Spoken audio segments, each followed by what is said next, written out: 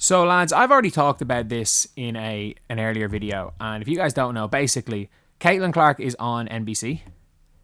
She's going to be presenting one of the NBA shows on NBC, and obviously, the WNBA reshared a post highlighting her involvement in this, but got so much backlash that now they deleted it. They deleted the post. And I mean this when I say this. Like, this... So, if Caitlin Clark gets a job, Caitlin Clark is not allowed to get a job with NBC. Otherwise, something's wrong because, why could X, Y, or Z other player not have gotten it? Anyone else is allowed to get their flowers. Like, you better believe when Angel Wilson got her Time magazine cover, when she won the Athlete of the Year, whatever it was everywhere. It was absolutely everywhere. Absolutely everywhere. And nothing. No flaw, no problems, nothing. When Angel Wilson gets her shoe, no problems. When Caitlin gets her shoe, she's not allowed. When Caitlin gets Rookie of the Year, it's actually a whole bunch of racist voters. When Caitlin Clark makes all WNBA first team over Breanna, apparently it's because of racism. Like, it just makes no sense. Caitlin Clark gets a triple-double. Oh, let's make up a story that there was fake noises in the stadium. Like, Caitlin Clark destroys Angel. Let's be real. As much as we joke about the that bitch perfect tweet, when Caitlin Clark dropped a 40-point, 1 rebound off a 40-point triple-double against Angel Reese to beat LSU in her senior year, if you guys don't know, the first thing that happened was everyone started searching her social media to see what if she'd said anything to try but cancel her. Like, it's nothing is to do with basketball. Like, it's funny because nothing's there, but it's never anything to do with basketball. Like, Kate, you are not allowed. And by the way, the league caving to this is weak. Is so weak. It's an embarrassment to sports. It's an embarrassment to women. It is because it is proving every fucking negative stereotype people have about women's sports correct. It's proven that it will never be taken seriously. The league itself, by the way, there is a world where the league can outgrow an incompetent media within the league. And we saw that in 2024. We did see that in 2024. The league can outgrow it because, let's be real. Like, I don't think everyone's complaining about Elle Duncan. I don't think Elle Duncan's show's that bad. I don't think Elle Duncan is one of the bad ones. I think the bad ones, realistically, Carolyn Peck, Swoops. Obviously, they got rid of Swoops. Cindy Brunson. I don't know. I'm just trying to think of the really bad ones on media. I think Chiney's fine. Andrea Carter's fine. Renee Montgomery's pretty bad. I'm not going to lie. And again, like, Renee Montgomery is a part owner in a team. Is that like a big conflict of interest, having her in media? Not a big conflict of interest. But, yeah, it's like, in 2024, none of that crap really mattered because you still had actual sports shows, actual sports media covering the league, talking about it in the way it should be talked about, whether it be in a debate setting, whether it be in like a actual sports setting. They were actually talking about the league the way it was supposed to be talked about. Like it was a true sports league, and there was a respect there for the WNBA in the year 2024, and it wasn't just Caitlin Clark. Like what Enrique did in the All-Star game, people were rightfully hyped about Enrique. The reason they were rightfully hyped about Enrique was because what she did was insane. And we've gone full 360. Like, it 180 because the WNBA media was, you have to hype everyone, otherwise you can't hype anyone. And then because Caitlin Clark brought in people that were willing to talk about this like the sport, the argument then became, you can't praise Caitlin Clark because praising Caitlin Clark is in fact putting down players of colour. And I'm like, what relevance is that? Like, I remember literally my all W first team last year. I think I can't remember what I said. I said something like, the only reason Breanna Steward is on the first team, will be on the first team over Caitlin Clark. Or sorry, Sabrina Ionescu will be on the first team over Caitlin Clark is if you're you just want to prove a point. And apparently that was, nothing to do with basketball.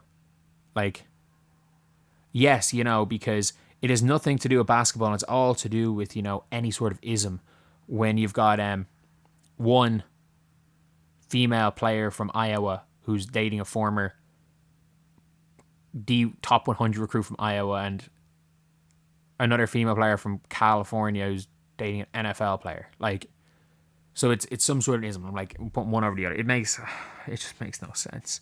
It makes no sense. And the fact is, the league are doubling down on this shit. Like, I mean this when I say this, like, the league have given VIP passes free to people who have threatened to show up to games with a gun and shoot people that they've gotten into arguments with online. And the league have posted things promoting these people. Like, are we crazy? Like, the league again have given media credentials to someone who called Caitlin Clark a fucking teenage boy. Like, who said Caitlin Clark's teenage boy. The league, literally, there's a network that employs somebody who somebody tweeted out a hate tweet about Caitlin Clark referring to her as white bread, and a post commented in a positive way agreeing with what they said. The name Caitlin Clark wasn't there, and in the end they were like, oh, I didn't even realise what I was responding to. Yes, you did. You basically responded with a, yeah, that I agree. And just assume, and yes, that person did not call Caitlin Clark white bread, but they responded to a tweet calling her that, as if it was Caitlin Clark, knowing it was Caitlin Clark. Like, it's actually embarrassing. It's actually embarrassing. This league is fucking embarrassing. What are we doing? It's an embarrassment to sports. It's an embarrassment to every one of these players in this league. It's an embarrassment to taking the sport seriously. And the league will never be taken seriously. The league was taken seriously in 2024 because there was a bubble, and the bubble has been popped, and now you're left going crazy because when this type of shit was happening in 2024, there was at least some form of a fan base to clap back against this. Now that fan base is gone because let's be real. People's attention is, like, people's time and attention is valuable, and all they're doing is making people more and more say, why the fuck? Why would I want to spend time focusing on this league? That's all they do. That's all this league has done, and they think they're worth more money than they are worth. They want to sign a deal where they're going to get paid based on what they project the league to be, but in the end of the day, it's like the league's only gonna trend downwards if this keeps staying. If this keeps staying the way it is, the league's only trending downwards. And the players keep thinking they're gonna pay, and they're gonna strike, and they think it's gonna get them paid, and it's just gonna shut down the league. And there's, the Neccas of the world and the Fees of the world are happy out the strike because they're gonna make their money. And then you're gonna see the Michaela Timpsons of the world working in an office in 3 years. Like, we're at that stage where you look at the players coming into the WNBA draft, and let me just off the top of my head, a second round pick that's going to make a roster, Grace Van Sloten. Grace Van Sloten is a second round pick who's going to make a roster and probably stay in the league for a minimum 3 to 4 years. If all went well and everything starts up, Grace Van Sloten is probably going to make easily $1 million playing basketball in the first 4 years of her career, between whatever the overseas stints are, making 1 or 200k, or maybe 100k a year overseas, 200k a year in the WNBA. She'll make $1 million. If the league goes into lockout, she'll be working an office job. Like, that is what it is. Like, that's the reality situation. And the league, the inside WNBA media are almost baiting players to strike. And I have a feeling that the reason why they want players to strike is that they continue in their jobs as long as the league and players can be perpetual victims, because they don't know basketball. These people don't care about basketball in the media. The players do, obviously. But the media that don't care about basketball are going to hype up and egg on the players to strike, because if the players strike, and in whatever makeshift league there is in women's basketball, there's going to be token money thrown towards that when nobody's watching, just like it was in 2023. And there's going to be a bunch of these media jobs where, let's be real, Annie Costable paid out of her own pocket. She paid out of her own pocket. And that's the way it's going to go back to. Anyone having to cover the league is going to have to pay out of their own pocket. Let's be real. I mean this when I say this. How many people in the WNBA media have seen Owl Fan play in person? Me? I don't know. I actually don't know. The amount of people that in WNBA players, I've seen Owl Fan mocked at 14. I've seen her mocked at 14.